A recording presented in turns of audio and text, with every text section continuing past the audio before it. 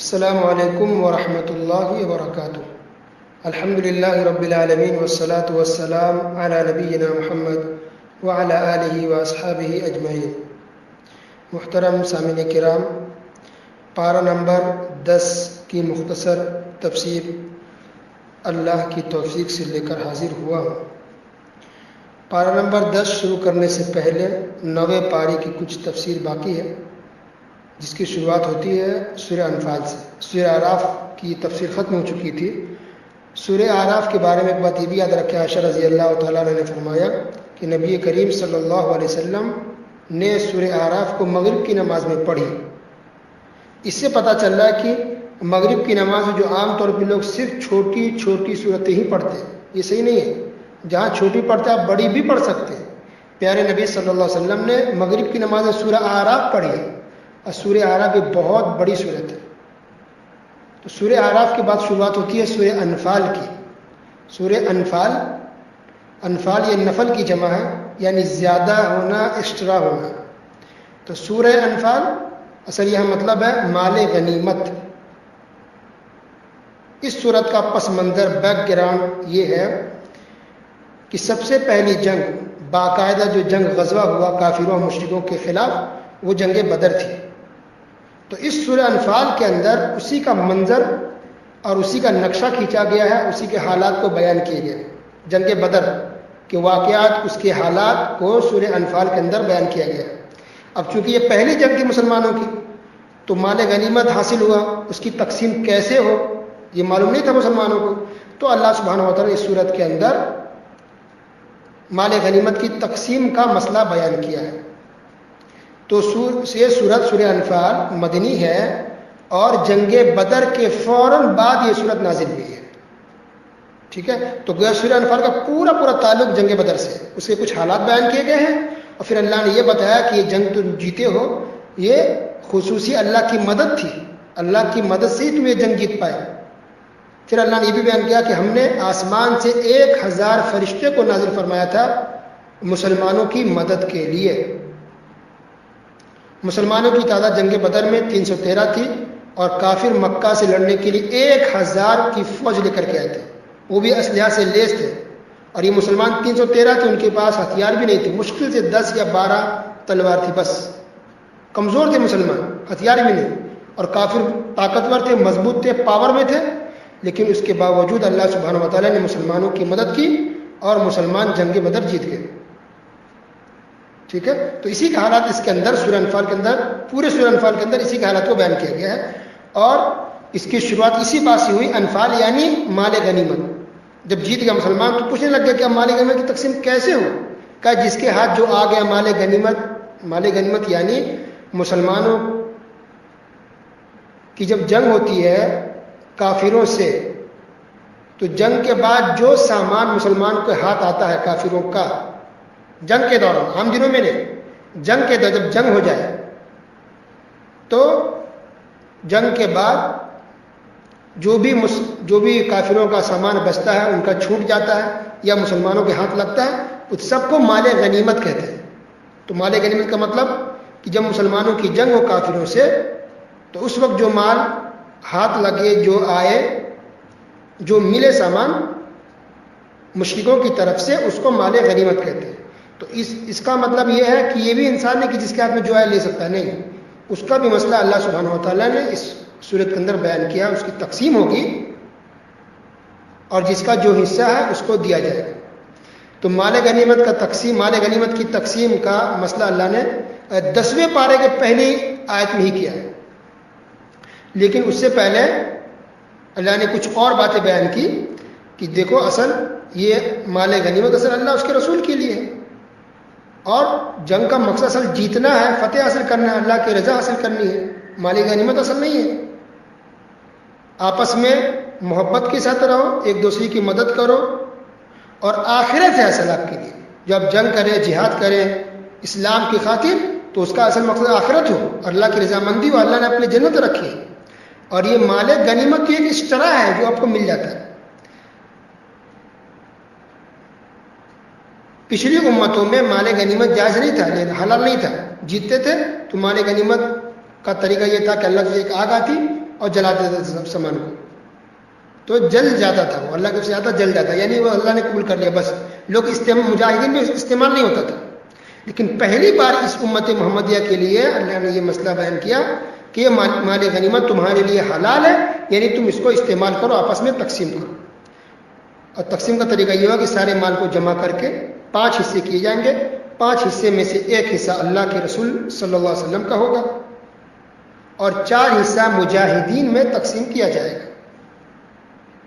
اور پھر یہ 1 حصہ رسول اللہ صلی اللہ علیہ وسلم کو ملے گا، تو اسی میں سے نبی صلی اللہ علیہ وسلم کے جو گھر والے ہیں، آل بیت جس کو کہتے ہیں، گھر والے، ان کو دیا جاتا ہے. غریبوں میں، مسکینوں میں، مسافروں میں بانٹا جاتا ہے. تو یہ مسئلہ اللہ سبحانہ وتعالیٰ نے اس کے اندر بیان کیا ہے. تو یہ نفل نماز کہتے ہیں نا، انفال نفل کی جمع ہے، تو نفل نماز کہتے ہیں. کیا مطلب؟ کہ فرض کے علاوہ ہے، اشترا ہے، زائد ہے. تو یہاں جو مال غنیمت ہے، انفال کہا گیا اس کو، یہ اشترا ہے. گویا جنگ کا، غزوے کا مقصد اصل مال غنیمت نہیں ہے، بلکہ اللہ کی رضا ہے، آخرت ہے، جنت ہے، اللہ راضی ہو جائے، یہ اصل مقصد ہے. اور یہ اشترا جو مل گیا تو الحمدللہ، نہیں ملا تو بھی کوئی بات نہیں. ٹھیک ہے. تو یہ جنگ بدر 17 رمضان مبارک کو لڑی گئی تھی سن 2 ہجری میں.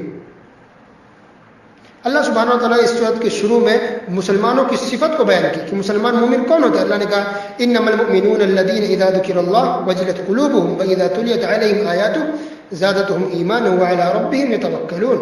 کہ مومن وہ ہیں، اور سنیے کون مومن ہے؟ مومن وہ ہیں کہ جب اللہ کا ذکر کیا جاتا ہے تو ان کے دل کانپ اٹھتے ہیں، لرز جاتے ہیں، وہ مومن ہوتے ہیں.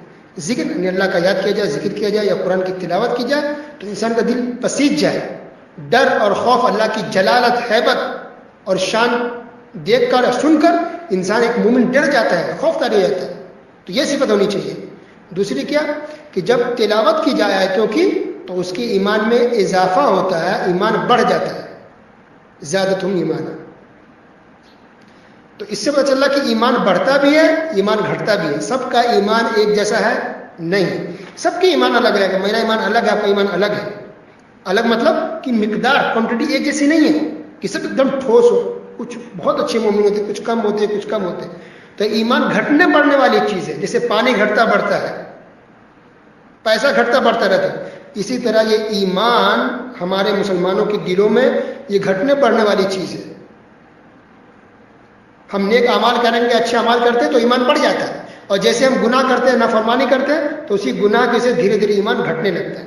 تو ایمان گھٹتا بھی ہے، ایمان بڑھتا بھی ہے. اب چاہتے ایمان بڑھے تو نیک اعمال کیجیے. ایک صفت یہ بھی ہے مسلمانوں کی کہ یہ اللہ پر توکل، بھروسہ کرتے ہیں. مدد اللہ کی طرف سے آئے گی اور جو بھی کچھ ہوگا اللہ ہی کی طرف سے ہوگا. اس لیے توکل اور بھروسہ ہمارا صرف اور صرف اللہ رب العالمین پر ہونی چاہیے. اسی طرح مومنوں کی ایک صفت یہ بھی اللہ نے بیان کی کہ وہ اللہ اس کے رسول کی اطاعت کرتے ہیں. رب کی بات مانتے ہیں، رسول اللہ کی بات مانتے ہیں، اور اللہ سے ڈرتے ہیں، اللہ سے خوف کھاتے ہیں. اور اسی طرح سے نماز پڑھتے ہیں. اللہ پر نماز کو اللہ نے اس کی صورت کے اندر نماز پڑھتے ہیں، نماز قائم کرتے ہیں، یاد رکھیے. اور اللہ کی راہ میں خرچ کرتے ہیں.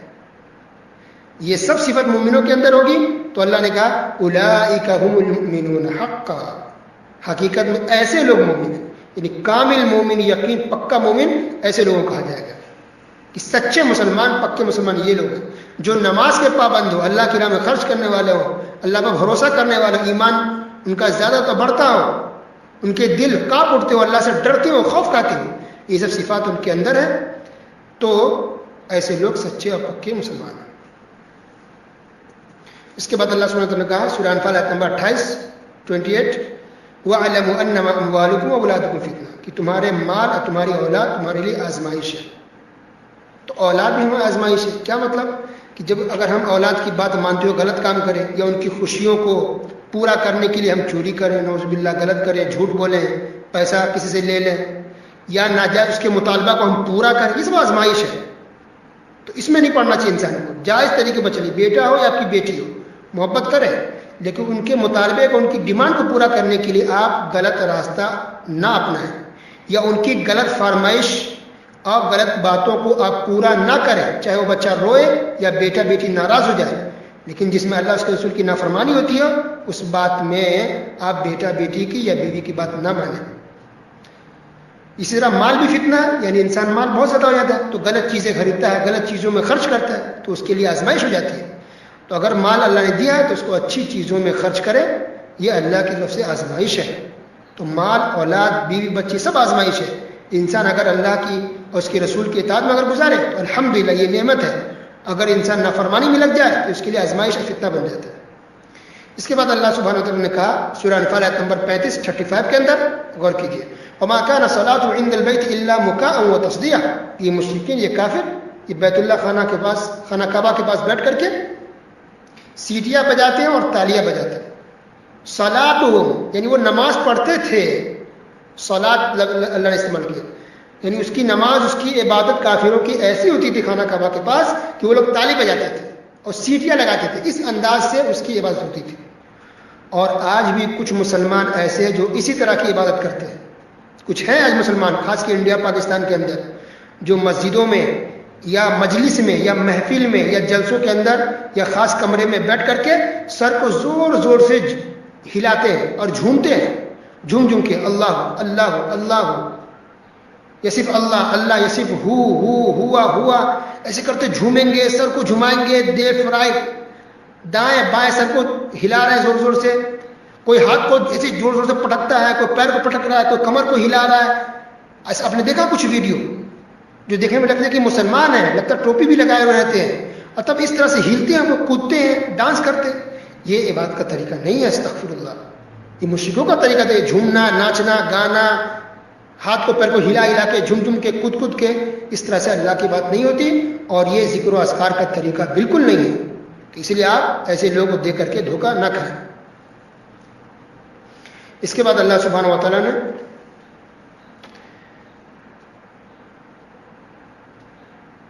بہت سے آداب بھی بیان کیے کہ جنگ کے حالات میں اگر رہو تو تم کو کیا کیا کرنا ہے. تو جنگ کے طریقے اور آداب اور بہت سے احکام و مسائل کو بھی اللہ سبحانہ و تعالیٰ نے اس سورہ انفال کے اندر بیان کیا ہے. اور آخری بات میں یہ کہوں گا سورہ انفال کے متعلق کہ جب یہ جنگ ہو رہی تھی یا ہونے والی تھی، مشرکین مکہ جب آ رہے تھے اپنے لشکر کو لے کر کے لڑنے کے لیے، مسلمانوں کو ختم کرنے کے لیے، تو جب یہ لوگ راستے میں تھے تو ان کا ایک قبیلہ تھا بنو بکر بن کنانہ.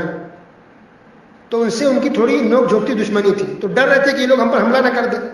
تو شیطان، دیکھیے غور کیجیے، مفسرین لکھا ہے، بات تفسیر کے اندر آپ دیکھ سکتے ہیں، شیطان سراقہ بن مالک کی شکل میں آیا. یہ ان کے سردار تھے، ان کے قبیلے کے، یعنی بنو بکر ایک قبیلہ تھا، اس کے سردار تھے سراقہ بن مالک. تو ان کی شکل میں شیطان آ گیا. کس کے پاس؟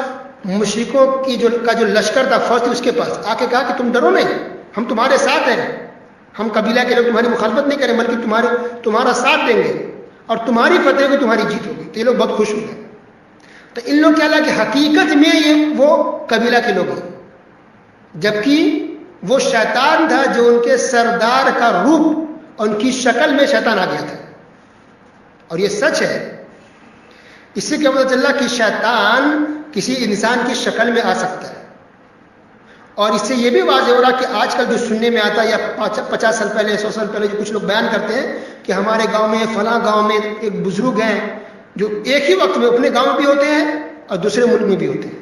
کہتے کتنے پہنچے ہوئے بڑے ہستی ہے وہ کہ اسی وقت گاؤں میں بھی ہو رہا ہے، ٹھیک اسی دن اسی تاریخ میں وہ دوسرے ملک میں بھی ہوتے ہیں. کچھ لوگ یہ بھی کہتے ہیں کہ وہ بزرگ اپنے گاؤں بھی ہوتے ہیں، حج کے ٹائم میں وہ اچانک وہاں بھی پہنچ جاتے ہیں. حج میں مینا میں ہوتے ہیں، عرفات میں ہوتے ہیں، حج کے دوران ہوتے ہیں. ہمارے گاؤں والوں نے اس کو دیکھا ہے کہ بزرگ وہاں موجود ہے، کیونکہ ہم لوگ دیکھ رہے تھے وہ گاؤں میں حج پر گئے نہیں، اور حاجی لوگ دیکھ رہے ہیں کہ حج کے دوران موجود ہے. تو کہتے دیکھیں کتنے پہنچے ہوئے ہستی ہے بزرگ. نہیں، وہ بزرگ کا اس میں کمال نہیں ہے. وہ اللہ کے نیک بندے بزرگ اس تہمت سے بری ہے بیچارے کو. لیکن اگر کسی نے دیکھا ہے تو وہ شیطان ہوتا ہے. وہ شیطان اس بزرگ، اس ولی کی شکل میں وہاں آ جاتا ہے تاکہ لوگ اس کو دیکھ کر کے اس کے فریب میں آئے اور لوگ بہت سی بدعت اور شرک کرنے لگ جائیں، اس کے تعلق سے وہ عقیدے رکھے جو مسلمان کو نہیں رکھنا چاہیے. اور اس وجہ سے بہت سے مسلمان گمراہ بھی ہو گئے اور اس کے عقیدے خراب ہو گئے. دیکھیے یہ فائدہ ہو رہا تفسیر سننے کا، سمجھنے کا، کہ شیطان انسان کے روپ میں آتا ہے، الگ الگ جگہوں میں جاتا ہے اور لوگ سمجھتے ہیں کہ بزرگ کی کرامت ہے. وہ کرامت نہیں، وہ شیطان ہوتا ہے جو دوسروں کی شکل میں آ جاتا ہے. تو اس طرح سے سورہ انفال کی مختصر تفسیر ختم ہوئی. اب اس کے بعد شروعات ہے سورۃ توبہ کی. سورۃ توبہ معلوم ہے یہ سورت بھی مدنی ہے. سن 9 ہجری میں یہ سورت نازل ہوئی. 9 ہجری میں اس کے اندر مشرکین سے برات کا اعلان کیا گیا ہے. یعنی کوئی تعلق نہیں, اللہ اس کے رسول اس سے بری ہے یہ مشرکوں کافروں سے. براءۃ من اللہ ورسولہ الی الذین عاہدتم من المشرکین. یہ پہلی صورت یا ایک واحد صورت قرآن میں ایسی ہے جس کے شروع میں بسم اللہ الرحمن الرحیم نہیں لکھا ہوا. سورۃ توبہ کے شروع میں بسم اللہ الرحمن الرحیم نہیں لکھا ہوا ہے. کیا وجہ ہے؟ اس کی وجہ بہت سی بیان کی جاتی ہے, لیکن حقیقی علم اللہ ہی کے پاس ہے. اللہ عالم اس کے شروع میں بسم اللہ کیوں نہیں ہوا, اللہ عالم. تو جب بھی آپ شروعات اگر کریں سورۃ توبہ سے تو بسم اللہ آپ نہیں پڑھیں گے. تو براءۃ من اللہ ورسولہ الی الذین عاہدتم من المشرکین, یہ پہلی آیت ہے سورہ برات کی. اللہ اس کے رسول کی جانب سے بیزاری کا اعلان ہے ان مشرکوں کے بارے میں جن سے تم نے عہد و پیمان کیا تھا. تو اس کے اندر اللہ نے برات کا اعلان کر دیا کہ ہمارا کوئی تعلق نہیں مشرکوں سے. مشرکوں کو بہت سمجھایا گیا, اس کو دین کی دعوت دی گئی, تبلیغ کی گئی, لیکن ان لوگوں نے دین کو نہیں سمجھا یا سمجھنے کی کوشش نہیں کی, اسلام نہیں لائے, اسلام کو قبول نہیں کیا, مسلمان نہیں ہوئے. تو اب اللہ نے بیزاری کا اعلان کر دیا, اور اس کے بعد سے پھر اعلان کیا گیا کہ مشرکین جزیرہ عرب سے نکل جائے. اسی سال جب یہ صورت نازل ہوئی تو نبی کریم صلی اللہ علیہ وسلم نے ابوبکر صدیق رضی اللہ تعالیٰ عنہ کو حاجیوں کا امیر بنا کر بھیجا. تو مدینے سے نکلے ہی تھے ابوبکر صدیق رضی اللہ تعالیٰ عنہ کہ اللہ نے یہ صورت نازل فرمائی. تو نبی کریم صلی اللہ علیہ وسلم نے علی رضی اللہ تعالیٰ عنہ کو یہ چند آیتیں لے کر کے بھیجے کہ جاؤ اور یہ پڑھ کے سنا دینا حج کے دوران, تم ہی پڑھنا ہے اس کو حاجیوں کے دوران. تو علی رضی اللہ تعالیٰ عنہ ان آیتوں کو پڑھ کر کے حاجیوں کے درمیان میں سنا دیا. اب اس میں یہ حکم, اصل میں بہت سی باتیں سورۃ توبہ کے اندر, اس کا یہ بھی حکم تھا کہ 4 مہینے کی مہلت دی جا رہی کافر کو, جہاں رہنا رہو لیکن 4 مہینے کے بعد یہاں مت دکھنا, یہ خالی کر کے چھوڑ کے چلے جاؤ. یا تو اسلام لے آؤ, مسلمان ہو جاؤ تو الحمدللہ امن و امان میں ہو, کوئی تکلیف نہیں ہوگی. اور اگر مسلمان نہیں ہوتے ہو تو پھر یہ علاقہ چھوڑ کر کے یہاں سے تم لوگ جا سکتے ہو. اور اگر نہیں جاؤ گے تو پھر جنگ کے لیے اور لڑنے کے لیے تیار ہو جاؤ. ٹھیک ہے. اس کے بعد یہ بھی اعلان کیا گیا کہ اب کوئی بھی ننگا طواف نہیں کرے گا خانہ کعبہ کا. یعنی اس سے پہلے بہت سے لوگ کعبہ کا ننگا ہو کر کے, یعنی بغیر کپڑے پہنے, بغیر کپڑے کے لوگ طواف کرتے تھے. تو اسلام نے صاف منع کر دیا کہ اب کوئی خانہ کعبہ کا ننگا ہو کر طواف نہیں کرے گا. اور اسی طرح یہ بھی اعلان کر دیا گیا کہ اس کے بعد اگلے سال تک کوئی بھی کافر طواف نہیں کرے گا, چاہے کپڑا پہن کے ہی کیوں نہ ہو. اب صرف خانہ کعبہ کا طواف مسلمان کر سکتے ہیں بس.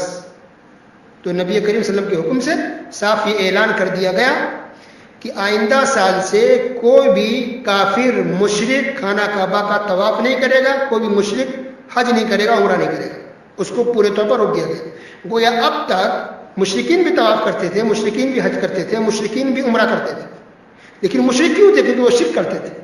اس سے پتہ چلا کہ انسان کے لیے صرف نماز پڑھنا کافی نہیں ہے, صرف عمرہ کرنا کافی نہیں ہے, صرف حج کرنا کافی نہیں ہے, بلکہ مسلمان رہنے کے لیے بھی ضروری ہے کہ آپ توحید پر رہیں, شرک نہ کریں. شرک سے بچنا ضروری ہے, تبھی جا کے آپ مسلمان بنیں گے. ورنہ دیکھیے باقاعدہ یہاں روکا جا رہا ہے کہ مشرک کافر اب آئندہ سال سے کوئی طواف نہیں کرے گا, کوئی حج نہیں کرے گا. تو وہ لوگ حج کرتے تھے, طواف کرتے تھے, پھر بھی اللہ نے کہا یہ مشرک ہے, یہ کافر ہے, یہ جہنم میں داخل ہونے والا ہے, کیونکہ وہ شرک کرتے تھے. تو سمجھ لیجئے کہ شرک سے بچنا بہت ضروری ہے, ورنہ انسان بہت سے نیک اعمال کر کے بھی اس کا اعمال اس کو فائدہ نہیں دے گا اگر انسان شرک کر رہا ہے تو. تو اس کے بعد جب اعلان کیا اس کے بعد سے کسی کافر اور مشرک نے کو الاؤ نہیں کیا گیا, پرمیشن نہیں ہوئی کہ وہ خانہ کعبہ کا طواف کر سکے یا حج کر سکے. الحمدللہ اس کے بعد سے آج تک الحمدللہ کوئی مشرک کافر نہ عمرہ کر سکتا ہے نہ حج کر سکتا ہے, بلکہ حدود حرم میں داخل ہونے کی پرمیشن نہیں ہے. مدینہ میں بھی حدود حرم ہے اور مکہ میں بھی حدود حرم ہے, یعنی ایک باؤنڈری, ایک جگہ بنی ہوئی ہے حدود حرم. مسجد نبی اس کے آس پاس, خانہ کعبہ اس کے آس پاس, ایک پورا ایک باقاعدہ بارڈر بنا ہوا ہے, نشان بھی لگا ہے, نام بھی لکھے ہوئے کہ حدود حرم ہے. اس کے اندر کوئی بھی کافر مشرک داخل نہیں ہو سکتا, آج بھی داخل نہیں ہو سکتا. تو اللہ نے پاک کر دیا مشرکوں سے, اس سرزمین کو اللہ نے پاک کیا. اس کے بعد اللہ سبحانہ و تعالیٰ نے اس کے اندر بہت سے مسائل کو بھی بیان کیا، جس میں سے ایک مسئلہ یہ بھی اللہ نے کہا کہ مشرک کا کوئی بھی عمل قابل قبول نہیں ہوگا.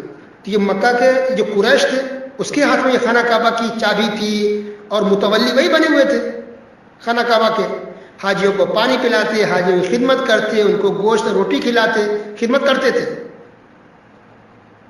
تو اللہ نے کہا کہ اب کسی کوئی خدمت اور کسی کا کوئی عمل اس وقت تک کام نہیں جب تک کہ انسان مسلمان نہیں ہے، کلمہ نہیں پڑھ لیتا. اللہ اکبر. تو کسی بھی کافر، آج بھی کچھ سننے میں آئے کہ کچھ کافر مشرکین روزہ رکھتے ہیں، نماز پڑھتے ہیں، ان سے کہیے کہ کلمہ پڑھ لیں. مسلمان ہو جائے تو فائدہ دے گا. اگر کوئی مسلمان نہیں ہوتا، کلمہ نہیں پڑھتا، تو نماز پڑھنے سے، روزہ رکھنے سے ان کو کوئی فائدہ نہیں ہوگا. اللہ نے صاف طور پہ کہہ دیا کہ مشرکوں اور کافروں کے اعمال باطل اور برباد ہو گئے، قبول نہیں ہو گئے جب تک کہ وہ مسلمان نہیں ہو جاتے، کلمہ نہیں پڑھ لیتے. کلمہ پڑھیں گے، مسلمان ہو جائیں گے، اس کے بعد ایک تھوڑا بھی عمل کریں گے تو اللہ تعالیٰ قبول کرے گا. لیکن ایک انسان کافر ہے، مشرک ہے، مسلمان نہیں ہے، تو لاکھ کروڑ روپیہ خرچ کر دے، اللہ کو روزے رکھ لے، اللہ تعالیٰ ایسے عمل کو قبول نہیں کرتا. اس کے بعد اللہ سبحانہ وتعالیٰ نے یہ بھی کہا کہ تمہارے باپ، تمہارے بیٹے، بیویاں، بچے، تجارت، بزنس، سب کے سب اگر تمہیں اللہ اس کے رسول سے زیادہ محبوب ہے، یعنی اللہ اس کے رسول سے زیادہ تم محبت کرتے ان چیزوں سے، تو پھر اللہ کے عذاب کا مزہ چکھنے کے لیے تیار ہو جائے. اللہ اکبر. بہت سخت بات ہے اس کے اندر. یعنی گویا ہمارے دلوں میں سب سے محبت کس کی ہونی چاہیے؟ بیوی کی نہیں، شوہر کی نہیں، بچوں کی نہیں، اولاد کی نہیں، کس کی؟ اللہ کی. اس کے بعد رسول اللہ کی. الحمدللہ. تو اسلام کا یہ قاعدہ، یہ رول ہے. اس تعلق سے بہت ساری حدیث بھی ہے کہ انسان مومن اسی وقت ہوگا جب انسان کے دل میں سب سے زیادہ محبت اللہ کی ہوگی، اس کے بعد رسول اللہ کی ہوگی، تبھی جا کے انسان مومن ہو سکتا ہے. اگر ہمارے دلوں میں محبت اولاد کی، بچوں کی زیادہ ہے تو پھر ہم مومن اور مسلمان نہیں ہو سکتے. تو یاد رکھے، جو شوہر بیوی خوش کرنے کے کہتے ہیں نہیں تم سب سے محبت میرے دل میں تمہارے لیے نہیں، وہ اللہ کے بعد، رسول اللہ کے بعد ہونی چاہیے، تب صحیح ہے. اسی طرح اللہ سبحانہ وتعالیٰ نے اس کے اندر جنگ حنین کا بھی ذکر کیا، صرف 3 آیت کے اندر مختصر ہے. جنگ حنین یعنی بہت سارے غزوات ہوئے، بہت ساری جنگیں ہوئی، مسلمانوں نے لڑی ہے، اپنی جانیں دی ہیں، اس میں سے جنگ حنین بھی ہے. اس کے اندر ہوا یہ کہ اس کے اندر مسلمانوں کی تعداد بہت زیادہ تھی، 12,000 کی تعداد تھی، اور ان کے اندر یہ آ گیا تھا کہ ہم تو بہت بڑی تعداد جیت جائیں گے. لیکن مسلمانوں کے اوپر جو حملہ کیا کافروں نے، تو مسلمان بھاگنے لگ گئے. اس کے بعد رسول اللہ علیہ وسلم نے آواز دی، بلایا لوگوں کو کہ جمع رہو، اللہ کی مدد آ گئی. پھر مسلمان جب لڑے تو اللہ کی مدد آئی. تو اللہ نے کہا کہ نہیں، یہ تعداد پہ تم، کثرت پہ، تعداد پہ تم نہیں جیت سکتے کوئی بھی جگہ، بلکہ مدد تو اللہ کرتا ہے. یہ تمہیں تکبر اور گھمنڈ اپنی تعداد پر نہیں ہونی چاہیے، بلکہ توکل، بھروسہ اللہ پر ہونی چاہیے، اور فتح یابی کی امید اللہ ہی سے ہونی چاہیے. اللہ اکبر. تو اس طرح سے یہ حنین جنگ اصل میں مکہ اور طائف کے بیچ میں. تو جنگ حنین بھی الحمدللہ پھر مسلمانوں نے جیتی، اور 6,000 تقریباً قتل کیے گئے کافروں کی طرف سے، اور فتح نصیب ہوئی. بہت سارا مال غنیمت مسلمانوں کو نصیب ہوا. تو یہ جنگ فتح مکہ کے بعد، یعنی سن 9 ہجری میں تقریباً، یا فتح مکہ کے بعد سن 8 ہجری میں یا 9 ہجری میں لڑی گئی جنگ حنین. فتح مکہ کے تقریباً 18 یا 19 دن کے بعد ہی، شوال کا مہینہ تھا، فتح مکہ کے 18 یا 19 دن کے بعد ہی شوال کے مہینے میں جنگ حنین لڑی گئی. اسی طرح اس کے اندر ایک آیت ہے، هو الذی ارسل رسولہ بالہدی ودین الحق لیظہرہ علی الدین کلہ ولو کرہ المشرکون. بہت اہم آیت ہے یہ، سورہ توبہ آیت نمبر 33. اس کے اندر اللہ نے کہا کہ اللہ نے رسول کو بھیجا ہدایت کے ساتھ، حق کے ساتھ، تاکہ وہ پورے دین پر اسلام کو غالب کرے. اللہ. تو اسلام آیا ہے تمام ادیان، تمام مذہب پر غالب ہونے کے لیے. اسلام سب پہ اوپر رہے گا، سب سے ٹاپ پر رہے گا، سب سے اوپر آنے کے لیے اسلام آیا ہے، نیچے دب کے نہیں رہے گا. ٹھیک ہے، اسلام غالب ہو کر کے رہے گا، سب سے اوپر رہے گا، اور اسلام کی اور مسلمانوں کی ہی جیت ہوگی. اگرچہ بعض اوقات، بعض سالوں، مدتوں میں حالات اس سب سے کچھ کمزور پڑے، الگ بات ہے، لیکن غلبہ اور جیت مسلمانوں کی اور اسلام کی ہی ہوگی. اس کے بعد اللہ تعالیٰ نے اس بات کا ذکر کیا کہ جو لوگ زکوٰۃ نہیں دیتے اس کے لیے سخت اور دردناک عذاب ہے. اللہ اکبر. سورہ توبہ آیت نمبر 34 سے 35 دیکھیے. اس کو داغا جائے گا، عذاب دیا جائے گا جہنم کے اندر، اس کے جسم کو جلایا جائے گا، پیشانی کو، پیٹھ کو، بازوؤں کو، پہلو کو داغا جائے گا، ان لوگوں کا جو لوگ زکوٰۃ ادا نہیں کرتے۔ اس کے بعد اللہ سبحانہ وتعالیٰ نے کہا کہ مہینوں کی گنتی اللہ کے ہاں 12 ہے، جس میں سے 4 حرمت والے مہینے ہیں، 4 حرمت والے مہینے ہیں۔ پھر نبی کریم صلی اللہ علیہ وسلم نے صحیح بخاری کی روایت آپ نے واضح کر دیا کہ حرمت والے مہینے کتنے 4 ہیں، وہ کون کون سے ہیں، وہ اس کی وضاحت حدیث کے اندر ہے۔ وہ کون سے ہیں آپ سب کو معلوم ہے، تو 4 مہینے حرمت والے ہیں، ٹھیک ہے، وہ مقرر ہے، وہ اللہ کی طرف سے، اسلام کی طرف سے، ہم اس کو بدل نہیں سکتے، ٹھیک ہے۔ تو اس بات کو اللہ نے 36 تو سورۃ توبہ 36 میں بیان کیا۔ اس کے بعد اللہ تعالیٰ نے جہاد کا بیان کیا، جہاد کہ جہاد کرو، اور جہاد کی جو فضیلت ہے، جو اجر و ثواب ہے، آپ سب کو پتہ ہے۔ تو قرآن میں کئی جگہ جہاد کا ذکر آیا ہے، اور کئی حدیثوں میں جہاد کی فضیلت ہے اور جہاد کرنے کا حکم ہے، لیکن یہ یاد رہے کہ اس کا قاعدہ ہے، رول ہے، اصول ہے، ٹھیک ہے۔ جہاد کا مطلب یہ نہیں کہ ہم ابھی نکلیں اور کسی کافر کو مار دیں، کسی مشرک کو مار دیں، گولی چلا دیں، بم سے اڑا دیں، نہیں، یہ جہاد نہیں ہے، اس کا قاعدہ ہے، اصول ہے۔ کچھ لوگ کیا کرتے ہیں، بیوقوف بناتے ہیں مسلمانوں کو کہ قرآن سے کہیں بھی آیت اٹھا کر کے دیکھو اللہ نے کو جہاد کرنے کو کہا، مسلمانوں کافروں کو مارو کہا ہے، بھائی اس کی کنڈیشن ہے۔ سورۃ توبہ کے اندر جہاد کا ذکر ہے، اور بھی کئی جگہوں جہاد کا ذکر ہے، تو اس کنڈیشن میں یہ کس کے بارے میں نازل ہوئی، کب نازل ہوئی، کیا حالات ہوں گے، کیا کنڈیشن ہوں گے۔ حالانکہ جہاد کا حکم منسوخ نہیں ہوا، یہ قیامت تک کے لیے، جہاد کا حکم قیامت تک کے لیے ہے، لیکن اس کے شروط ہے، قاعدہ قانون ہے، رول ہے۔ کسی کو ایسے مار دینا، معصوم کی جان لینا، یہ جہاد نہیں ہے، اسلام اس سے بری ہے۔ اور پہلی بات تو یہ یاد رہے کہ یہ جو کرتے ہیں بم بلاسٹ یا کسی کو اڑا دیتے ہیں، یہ خود یہ کافر لوگ ہوتے ہیں اور بدنام کرتے ہیں مسلمانوں کو، یاد رکھیں۔ اصل یہ ہوتا ہے کہ کہیں بھی ملک میں اگر کہیں پر یہ ہو رہا ہے، کہیں پر یہ حادثہ ہوتا ہے، کسی کو مارا جاتا ہے، کسی کو اڑایا جاتا ہے، تو یہ خود یہ کافر و مشرکین ہوتے ہیں، کرتے خود ہیں اور نام مسلمانوں کا لگاتے ہیں، مسلمانوں کو بدنام کرتے ہیں، بلکہ مسلمان سے اصل اس کا مقصد اسلام ہے، کافروں کو تکلیف اصل اسلام مذہب سے ہے، تو ٹارگٹ کرتے تاکہ اسلام کو، مسلمانوں کو بدنام کر دے، بس تو بدنام مسلمانوں کرتے ہیں۔ لیکن اگر مان لیتے کسی واقعے میں، کسی حادثے میں اگر مسلمانوں کا واقعی نام آ جائے اور ثابت ہو جائے کہ اس میں اگر مسلمان ہے، تو مسلمان ایسا جس کو اسلام کے بارے میں صحیح سے معلومات نہیں ہے، اسلام اور مسلمان اس سے بری ہے، یا تو اس نے جہالت میں کیا، یا کسی کے بہکاؤ میں آ کے کیا، یا کسی نے اس کو بہکا دیا، تو بہکاوے میں کر سکتا ہے، ورنہ ایک انسان مسلمان ہے اگر حقیقت میں، تو یہ کام کرنا، کسی کا جان لینا، یہ جہاد کا نام دینا، یہ صحیح نہیں ہے۔ خودکشی تو اسلام میں ہے ہی نہیں، یاد رکھیے، خودکشی اسلام میں نہیں ہے، چاہے اسلام کے حق کے لیے کرے، اسلام کبھی بھی نہیں کرتا کہ کوئی خودکشی کرے، تو اسلام اس سے بری ہے۔ اس کا قاعدہ قانون ہے، کنڈیشن ہے، اس کے لیے امیر ہونا چاہیے، انسان مسلمان اتنے پاور میں ہونی چاہیے، پھر وہ حالات ہونی چاہیے، وہ ظلم کرے، اور بہت ساری چیزیں ہیں، ایک کنڈیشن ہے، قاعدہ قانون، بڑے جو علماء ہوں گے وہ فتویٰ دیں گے، انسان اس کو فالو کرے، تو بہت ساری چیزیں، تب جا کے وہ جہاد ہے، ایسے نہیں کہ کسی کو مار دو۔ تو اسی لیے اسلام کے اندر جہاد کل بھی الحمدللہ اچھی عبادت تھی، آج بھی ہے، اور قیامت تک افضل عبادتوں میں سے جہاد ہے، لیکن وہ اس کا قاعدہ قانون ہے۔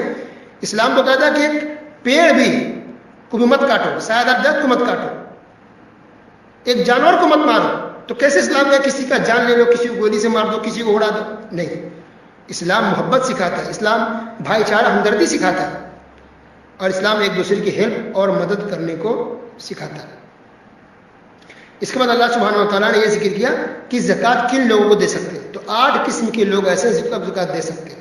غریب ہے، مسکین ہے، مسافر ہے، جو قرض میں ڈوبا ہوا ہے وہ ہے، آزادی کے لیے غلام ہے، اس کو آزاد کرنے کے لیے ہے، اللہ کی راہ ہے اس میں خرچ کرنا ہے، اور تالیف قلب کے لیے، یعنی ایسا کوئی مشرک کافر ہو جو لگتا ہے کہ مسلمان ہو سکتا ہے، تو ایسے لوگوں کو بھی زکوٰۃ دے سکتے ہیں، اور جو زکوٰۃ وصول کرنے آئے اس کو بھی۔ تو 8 قسم کے لوگوں کو آپ زکوٰۃ کا پیسہ دے سکتے ہیں۔ تو مسجد میں آپ زکوٰۃ نہیں دے سکتے، مسجد میں زکوٰۃ کا پیسہ نہیں دیا جا سکتا، اور فطرے کا پیسہ بھی مسجد میں آپ نہیں دے سکتے۔ پھر اللہ نے یہ بھی کہا کہ جو لوگ مذاق اڑاتے ہیں، اسلام کا استہزاء کریں، یہ کفر ہے، اسلام شریعت کا اور شریعت کی کسی بھی چیز کا مذاق اڑانا یہ شرک، یہ کفر ہے، اس لیے آپ کسی مذاق نہ اڑائیں، نہ نماز کا، نہ روزہ کا، اور نہ زکوٰۃ کا۔ اور اسی طرح منافقوں کا اللہ نے ذکر کیا ہے، کیا حالات اس کے تھے وہ، اور پھر اللہ نے یہ بھی کہا کہ جس کی موت کفر پر ہو جائے اس کے لیے استغفار مت کرنا، کافروں جو موت ہو جائے کفر و شرک پر، اس کے لیے مغفرت کی دعا نہیں کی جا سکتی، ٹھیک ہے۔ والسلام علیکم ورحمۃ اللہ وبرکاتہ. اس طرح سے 10ویں پارے کی مختصر تفسیر مکمل